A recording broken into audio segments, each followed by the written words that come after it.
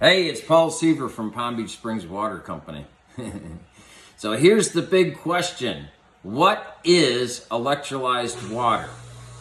So this is really simple stuff. Although, there's not a lot of people that really probably can explain it to you on the level that I'm going to explain it to you on. Because most of the people who you'll ever talk to are just salesmen or marketing guys, and I'm neither. I'm a guy who actually works in the science. So, electrolyzed water for consumption. We're going to leave it to that subject only because electrolyzed water is a gigantic subject. It isn't limited to just consumable water. That's what chlorine is. That's what your car battery is. All sorts of different things are electrolyzed water. Okay? So we're going to stick to consumable. Okay. So in consumable electrolyzed water, most people most people know it as water ionizers, alkaline ionizers, alkaline hydrogen water. Well, I shouldn't say that because some alkaline hydrogen water is made by infusion, which is a whole different subject. We're talking about electrochemistry. So, but electrolyzed alkaline hydrogen water. So that's what we're talking about. So the most common units out there are single polarity membrane alkaline ionizers, such as I know everybody's heard of the Kangen. A lot of people have heard of Jupiter's. They're very popular. There's a whole bunch of them. So single polarity membrane electrochemistry is general electrochemistry. That's why when you plug in water ionizer on eBay or Amazon or something like that, you're gonna get a bunch of them. And you're gonna see price ranges all over the place. From a couple thousand, I think there might even be some cheaper than that. There might be some like $1,500 or whatever. All the way up into $6,000, $7,000, $8,000, and I'm here to tell you, I do this for a living. I know the difference. And the most expensive ionizers on eBay are not the best ionizers on eBay. You gotta really know your stuff before you buy these things. You have to know what you're looking for, and you have to know what is your objective first off. So I'm going to break it down just a little bit, because there's really not a whole lot to break down here. So the most common ionizers out there, you plug in on eBay, water ionizer. You want to get an on-demand alkaline ionizer, hydrogen water generator. It's going to sit on your countertop. You hook it up to your sink, and away you go. Bad mistake. Bad mistake.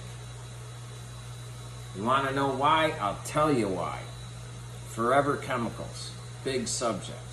Okay? What strengthens forever chemicals? Alkaline ionizers. Why? Because they throw a negative charge and they produce hydrogen. What drives the power of forever chemicals? Hydrogen. Hydrogen.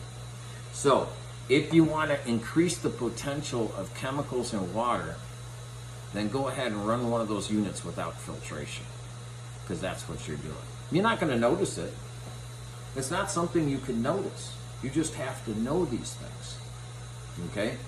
So, a lot of people think that these devices purify water. No, they don't. They increase the power in the water. They increase the power of everything in the water. That's where you get the hydrogen from increasing the power in the water and producing hydrogen gas. So whenever you run these systems, no matter what, you have to have the proper filtration. And because of what you're doing, you really need to have RO with coconut carbon block. Now, good luck finding a system that's going to run with your ionizer. Lucky for you, guess what? I make one. I hand build them. That's my business, is electrochemistry. And so I have my own for under the sink. It all fits under the sink. And the whole thing, this isn't a video for selling that system. I'm just bringing it up that I have a system available for these ionizers. I understand what they need. They have special requirements, and that's what this system is. I have everything. They'll run perfectly on them. You know, you try to go to Home Depot or something and buy a under the sink RO and hook it up to one of these, good luck. Good luck. It's not going to happen. They're not going to work. You're going to wreck your system. So anyway, let's get back to the main subject. What is electrolyzed water? Okay, so we'll start with ionizers, since that's what most people are familiar with. So in an ionizer, you're bringing in the tap water. You have a membrane system. It separates the acidic from the alkaline. And in most cases, your acidic is going down a drain, but in some cases, they tell you could use it for cleaning and sanitizing. Okay, here is what I'm going to tell you about that. Now, let me give you a few background facts on Paul, so that Paul has a little credibility about what he's saying. Paul works in commercial food service. Paul's a certified FDA PCQI. Paul has created his own organochlorine solutions, as well as has the ability to order the proper equipment for making proper sanitation solutions. And what I'm going to tell you is these units do not produce a sanitizing solution out their acidic side. That is a play on information. They're trying to say because of the pH. pH is only a portion. You have to have an ORP to match it if you're going to go with pH. If you're going to go with pH, you have to have an ORP that's greater than 800, or you're not sanitizing, because you're not oxidizing, because that's how those work on oxidation. So unless you're over 800 ORP, you're not oxidizing. Okay, you can't measure any sanitation properties in there, whether they're ozone or anything else. There is some ozone properties that are going to be in there, but you have to get them measured. You have to know what you're talking about. You have to know what range you're at and how you're using them. So here's the thing I will say. When they sell you a piece of equipment, they can tell you anything that they want. Makes no difference. Nobody can stop them. If they were to take that solution out the acidic side, put it in a jug, put a label on it, call it a sanitizer, they shut them down the same day that they did it, because it's not a sanitizer. It doesn't meet the requirements. It could never be considered a pesticide, period. So they could never use the word sanitation. But since they don't produce a product, put it in a jug with a label on it, they can say whatever they want to say. So that's that, okay?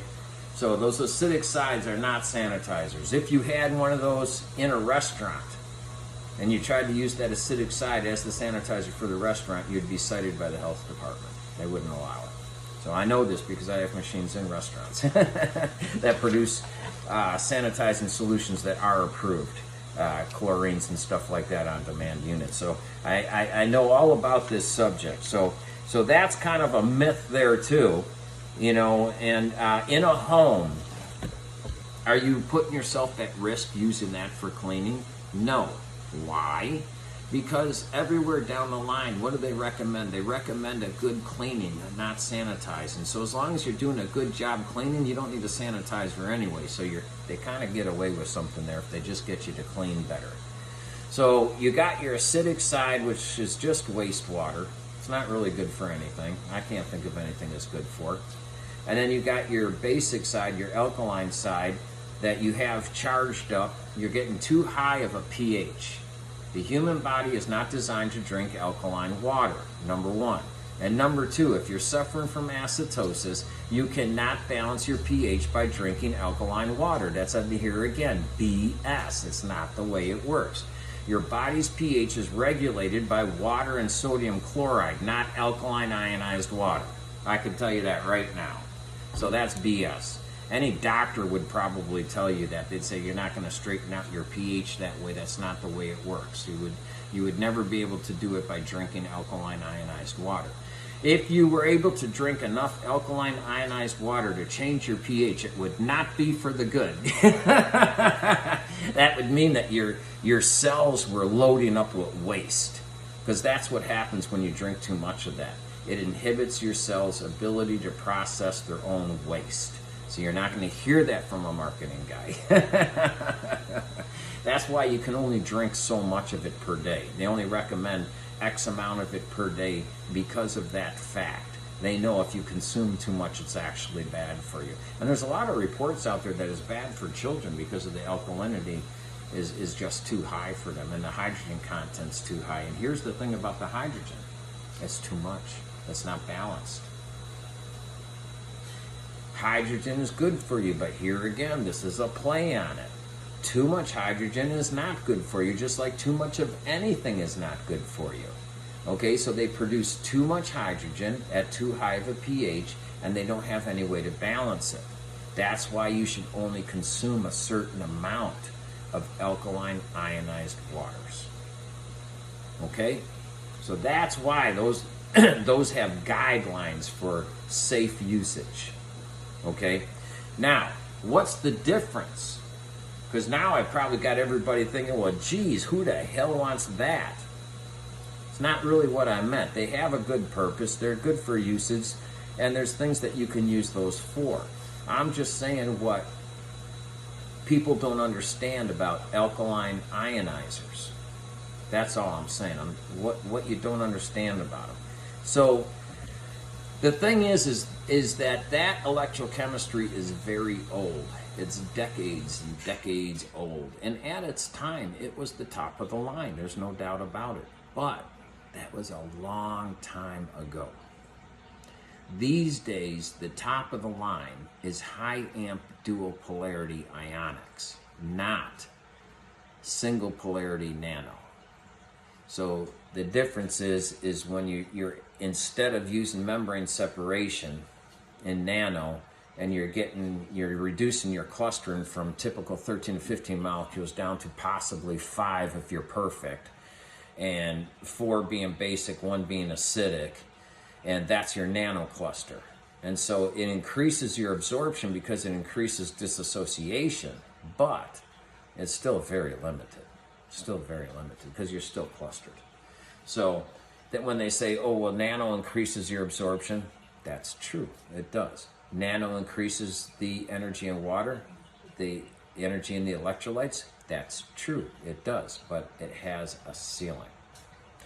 So it can't break past that ceiling because it's single polarity. So they're only charging one side of the water. They can never take full control of the water. In order to take full control of the water, you have to charge both sides. And so in high amp dual polarity, that's what you're doing. And that's why it's high amp dual polarity. And there's virtually no limit to how much power you can put on the water other than how much content is in the water. Because it's the content that holds the power. It's the TDS. Okay? So in ionic, you're taking a basic ion and an acidic ion, you're bonding them together for a neutral ion. So you're no longer alkaline, you're neutral.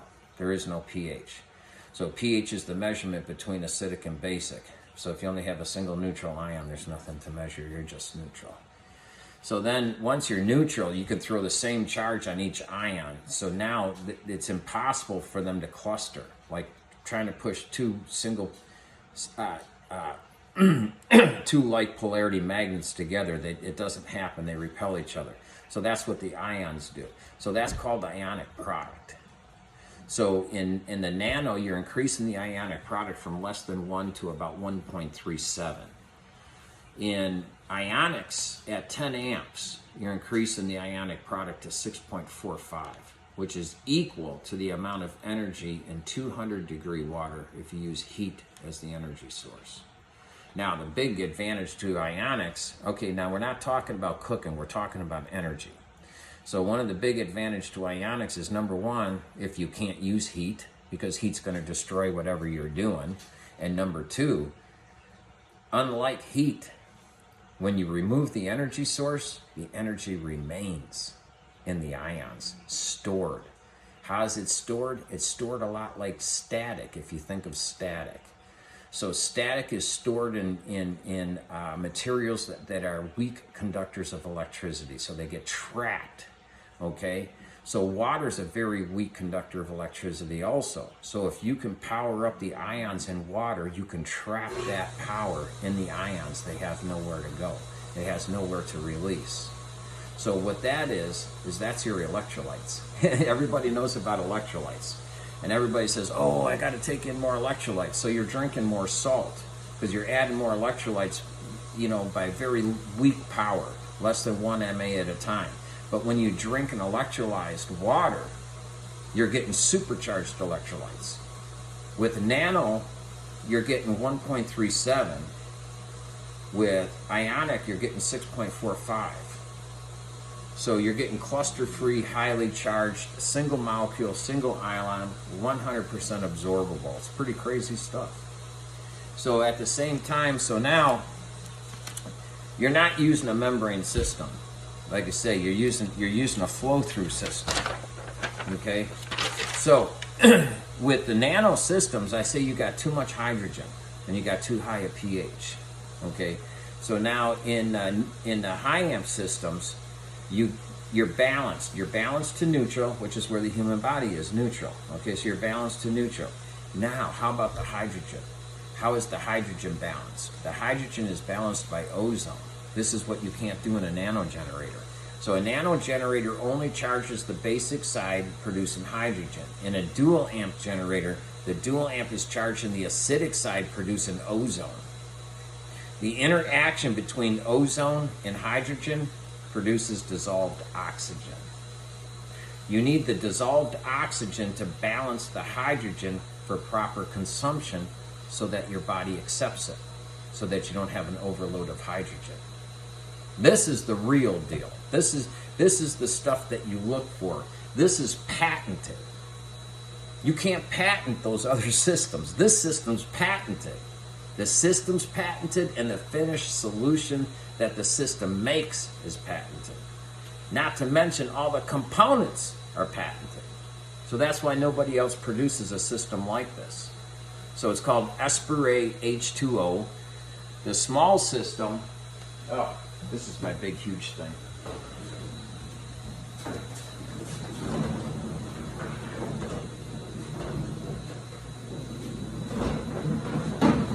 That's our under the sink on demand unit. You don't have to put it under the sink. You can put it on a countertop, just like those other ionizers. You know, they sell them in a box. They sell the kit to do it with. But I'm saying here right now that that's the wrong thing to do with any one of these pieces of equipment. You got to put the right filtration on there. You got to get rid of the forever chemicals, the pesticides. You got to get rid of everything, all the junk out of the water. When you electrolyze water, you're increasing the potential of everything within the water. You see, you can tell I'm not a salesman, because a salesman will never tell that to somebody. They'll just try to sell them the dang stinking unit. They're not doing you any favors if they don't tell you and they don't warn you about the dangers of electrolyzing water for consumption without the proper filtration. Now you take units like this, they got specially designed filters in them, and a lot of them do. So those things are taken into consideration. But the thing is that the problems that we have with the water today is completely different. So I'm working right now with a lab to get my whole system certified for forever chemicals. So that takes a little while to do. It's very complicated. But the one thing that you know for sure is that if you use CMS membrane and you use coconut carbon block, at least 2 of them, one pre and one post, you're doing a dang good job at removing everything from the water. That you can be sure of, okay? So coconut carbon block, number 1 for chemical absorption.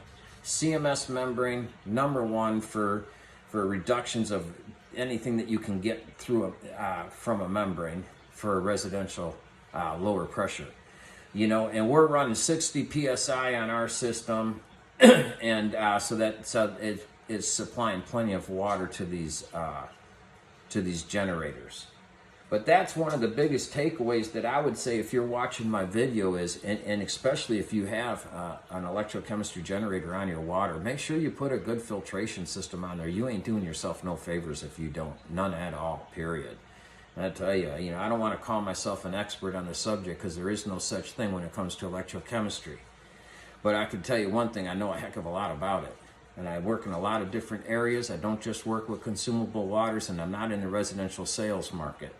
I just developed these systems because people ask me for them. They said, don't you have something for our house? Yeah, I got something for your house.